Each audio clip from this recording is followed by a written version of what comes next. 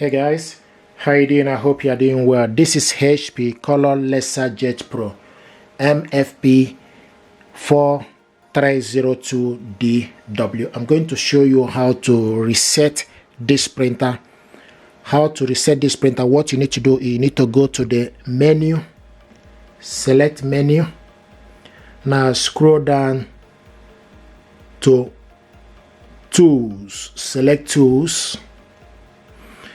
Now when you select tools, then you need to select maintenance.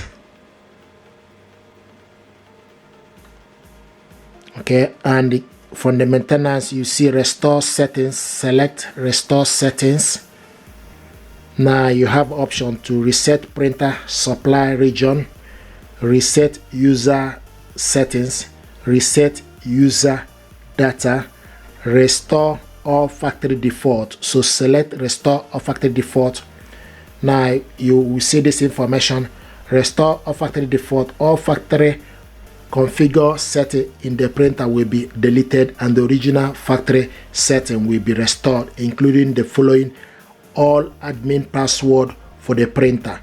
So what you need to do is select restore, and it's restoring the printer settings.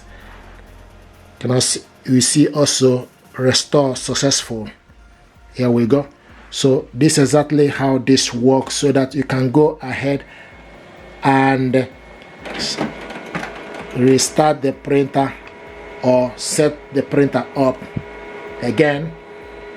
Okay, so this is exactly how to restore the settings for this printer. If you're happy with this, please do me a favor, like, share and subscribe. It helps the channel. Thank you and stay blessed. Thank you.